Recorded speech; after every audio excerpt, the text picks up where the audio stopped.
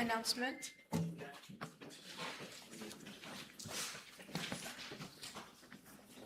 Madam Speaker, with great sadness that we have learned of the demise of Mr. Valaidon Rammademutu, former Member of Parliament, who passed away on the 11th of May of this year at the age of 72.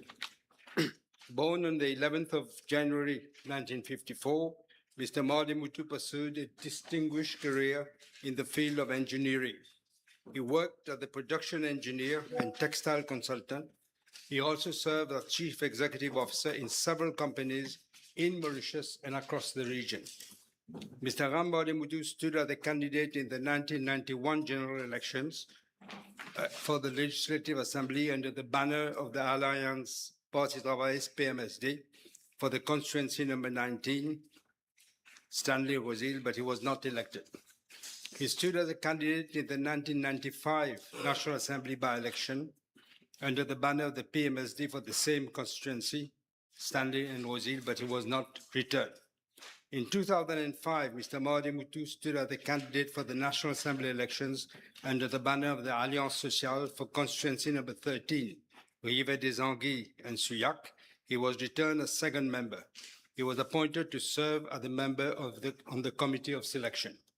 Beyond his professional and political career, Mr. Rammademutu was also well known for his dedication to social work and community activities. With these words, Madam Speaker, may I request you to kindly direct the clerk of the National Assembly to convey the deep condolences of the Assembly to the bereaved family. Thank you. Yes, Honourable Leader of the Opposition. Thank you, Madam Speaker. Madam Speaker, on behalf of the Opposition, I fully associate myself to the tribute paid by Dr. the Honourable Prime Minister to late Mr. Mademutu Valaidon. Madam Speaker, may I kindly request you to direct the clerk of the National Assembly to convey our deep condolences to the bereaved family. Thank you, Madam Speaker. Thank you, honourable members. I associate myself with the tribute paid to the memory of the late Mr. Valaidon Rammademutu, former Member of Parliament, by Dr. the Honourable Prime Minister and the Honourable Leader of the Opposition, and I direct the clerk to convey the deep condolences of the Assembly to the bereaved family. Papers have been laid. Questions? Yes, Honourable Leader of the Opposition. Thank you, Madam Speaker. Madam Speaker, I've given notice of the following private notice question addressed to Dr. the Honourable Prime Minister, Minister of Defence, Home Affairs and External Communications, Minister of Finance, Minister for Rodrigues and Outer Islands. Whether in regard to the posts of refuse collector and general worker, he will, for the benefit of the House, obtain from the Local Government Service Commission information as to the number of employees recruited in each local authority in the 2026 recruitment exercise, indicating the A, number of rejected applications in the 2026 recruitment exercise, B, number of the 2026 recruits, one whose services for the 2024 recruitment exercise were terminated in January/February 2026, and two, who are subject to police cases and do not possess a clean certificate of character, and C, findings of the inquiry conducted, if any, following accusations of discrimination against the former chairperson of the LGSC, Dr. SM, in relation thereto. Yes, Honourable Prime Minister. Yes, Madam Speaker. The recruitment and appointment exercises for local authorities fall under the responsibility of the Local Government Service Commission, which is an independent statutory body. Madam Speaker, let me refer to what was stated last week in this House with regard to Parliamentary Question B652. And I quote, Section 4.2 of the Local Government Service Commission Act, the Commission shall not, in the exercise of its functions, be subject to the direction or control of any person or authority, unquote. Hence, Madam Speaker, no one can interfere in any matter falling under the statute, within the statutory function or internal processes of the LGSC. Madam Speaker, I'm informed that the recruitment exercise under reference was carried out following the reconstitution of the LGSC after this government took office in November 2024. As the House is aware, concerns were raised regarding the manner in which certain appointments took place under the previous regime. Following these concerns and after consultation with the Attorney General's office, advice was obtained to the effect that the appointments were tainted, procedurally improper, and patently illegal. Consequently, the employment of 1,463 employees recruited on a temporary basis was terminated on the 15th of June 2025, following, as I said, legal advice received. Some of the employees took the matter to court.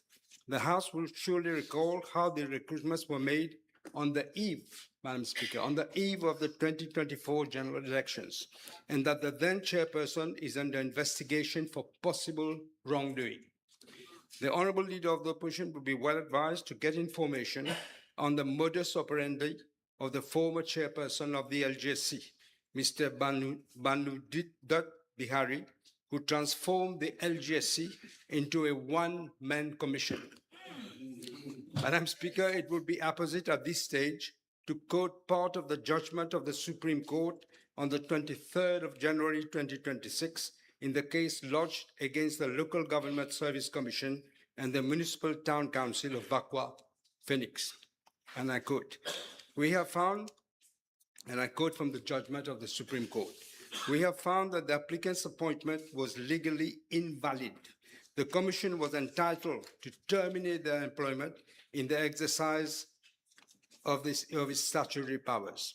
Neither this court nor the Commission should be seen as condoning an unlawful appointment," unquote. I'm informed that following the judgment of the Supreme Court on the 23rd of January 2026, the termination process was implemented on the 29th of January of the same year in accordance with the decision of the court. Madam Speaker, I'm also informed that thereafter, fresh recruitment exercises were carried out by the reconstituted board of the LGSC. I'm informed that these new recruitment exercises were conducted in accordance with the LGSC Act, the relevant schemes of service, and the established procedures. Madam Speaker, with regard to the number of employees recruited as refuse collector and general worker in each local authority in 2026, the recruitment exercise and information requested by the Honourable Leader of the Opposition at part A and B of the PNQ, I am tabling the relevant information. If somebody can take it. With regard to part B2, I'm informed by the LGSC that the appointment to the relevant grades is made on the condition that a clear character certificate be produced within a period of 2 months. So far, this information is being awaited from the local authorities, and once the deadline of 2 months lapses, the Commission will then be in a position to know the exact number of appointed employees who have police cases, if any. Madam Speaker, I need to add that a previous conviction per se should not be a bar to an appointment. Since 2012, the Equal Opportunities Act was amended to prevent discrimination in appointment or promotion where a previous conviction is unrelated to the ability of the person to perform his duties. We also recently voted a new certificate of character bill aimed at preventing certain types of previous convictions from appearing on a person's certificate of character in order to help in the rehabilitation of such persons. In regards to part C of the question, Madam Speaker, let me state that there has been no accusation of discrimination against the former chairperson.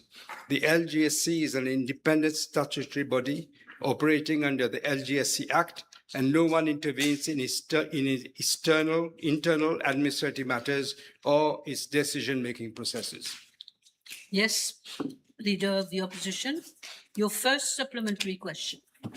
Thank you, Madam Speaker.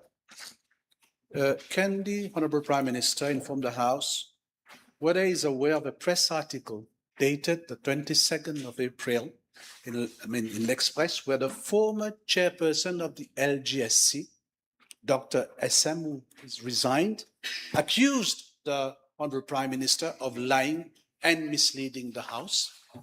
Lying and misleading the House in what context, Madam Speaker? We'll get to the context. Again, Madam Speaker, with regard to the recruitment exercise, the Honorable Minister for Local Government last week stated the following, and I quote, this is in Hansard. As the Honorable Prime Minister stated in this House a few weeks ago, the matter was looked into at the level of the Commission, and the new chairperson subsequently tendered his resignation. However, I am informed that as matters presently stand, no inquiry has been initiated at the level of the LGSC in relation to these requirement exercises. Subsequently, there is no inquiry report. And the Honorable Prime Minister, while replying to a PQ, stated that the chairperson resigned following an inquiry. Can the Honorable Prime Minister confirm which statement is correct? Because there is total contradiction in those two replies.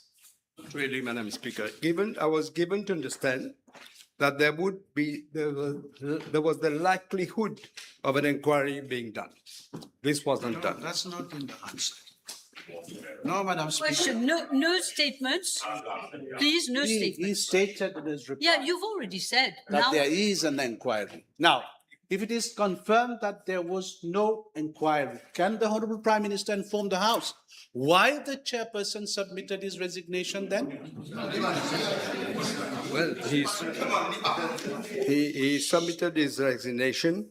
In his letter, he said for personal reasons. For personal reasons. that's what, Why did he say that you lied? Can the Honorable Prime Minister inform the House whether he has been apprised of the discrepancies raised by my neighbor, Honorable Sababaji, concerning this recruitment exercise? your neighbor, yes. I'm not sure what you're referring to. Discrepancies in what? The recruitment process. Yeah, there were allegations at the time. We all know there were don't allegations, verify but none has been found, and there was no complaint, Don't there was speak no at the inquiry. same time. And I can tell the Honourable Leader of the Opposition, any public officer has a duty to report any interference or any suspected act of corruption. He hasn't done so, so there was none. Don't comment while he's replying, please.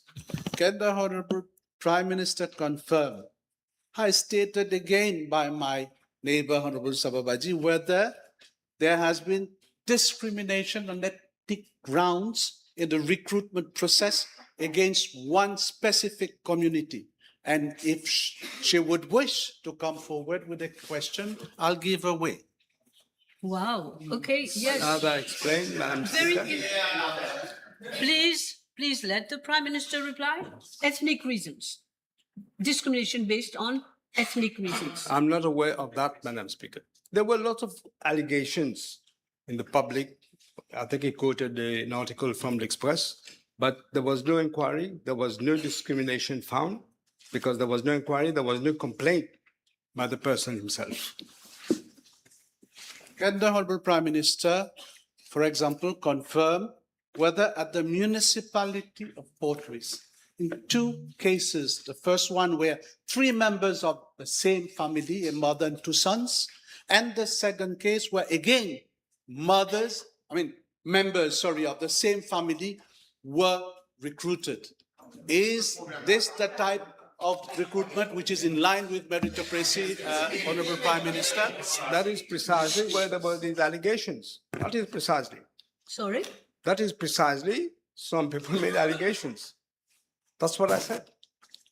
This is true. This is on the list, and I'll table the list. Can the Honorable Prime Minister inform the House whether for the municipality of Port Louis, 50% of the 123 recruits are from one constituency only? That is constituency number 2. Somebody must have had the lion's share, Madam Speaker. Can you confirm that, Prime Minister? I cannot confirm that because I don't interfere in what the LGSC does and doesn't do. I'm tabling that list, Madam Speaker. I'm sorry, you're tabling which list? The list. List of those people who've who had been recruited by the municipality of Port of Louis. one constituency, right? Constituency number 2, that's what you No, said? of the 4 constituencies. Stand up for speaking. Madam Speaker, of the 4 constituencies you have the falling whole list. under the municipality of Port Louis. Okay, okay. You can't table. You finished? Can't table, I can table. Unless can you can table. explain the source. Can the Honorable Prime Minister confirm whether he has received representations from elected members, including from his own party, alleging that the recruitment process was unduly influenced by political interference? And if this is the case, what remedial action has been taken, Madam Speaker? Again, Madam I Speaker, can't hear the Prime Minister. again, innuendos, and I don't know where he's getting all this information from. I was surprised that he said he has the list. I don't have a list. May I have don't a know how look? you have a list. May I have one moment, Prime Minister? I want to have a look at the list to see what kind of list it is.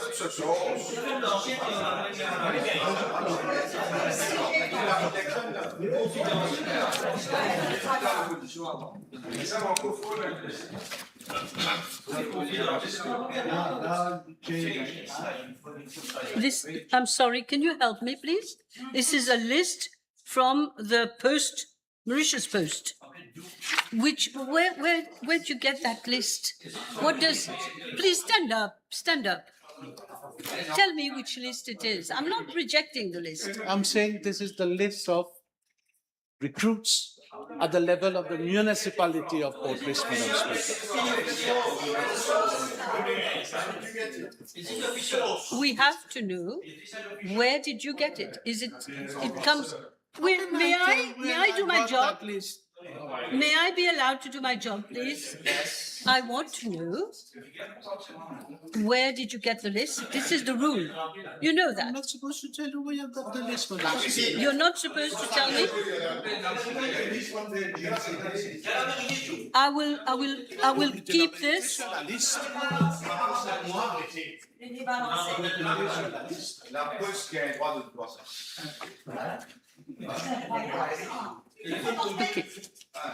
Okay. No, it's all right. You don't absolutely have to disclose your source. Okay. I will let him lay it on the table of the Assembly for what it's worth. We cannot force him to give his source. Okay, you can take it. All right, next question. Yes. Madam Speaker, that list contains, I presume, real names, unless it's been invented, unless it's fake. But if ever they contain real names of real citizens and addresses, would this not be a breach of the data protection law? That's it. Okay. Shut up, all of you, please. You're looking.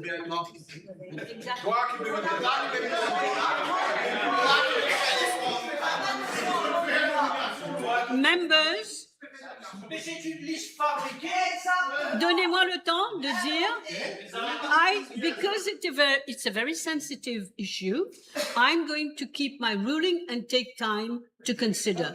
So for the moment it's here. I have not rejected it. Let it be here. Give me time, Leader of the Opposition. We will see. Because you don't have to disclose your source, but there is, of course, that question of names and details of other people. So give me time to give a ruling, okay? Carry on with your other questions. Let me come back to the certificate of character. Can the Honourable Prime Minister inform the House whether among the newly recruited workers, some who have committed offences are still working? As I said, Madam Speaker, if the Honourable Leader of the Opposition had listened carefully, there were amendments made to the law in 2012 that, let me record it. The Equal Opportunities Act was amended in 2012 to prevent discrimination in appointment or promotion where a previous conviction is unrelated to the ability of the person to perform his duties. Now, as far as I remember, 2012, it was the MSM who was in government, not us. You amended the law. Huh? Oh, sorry.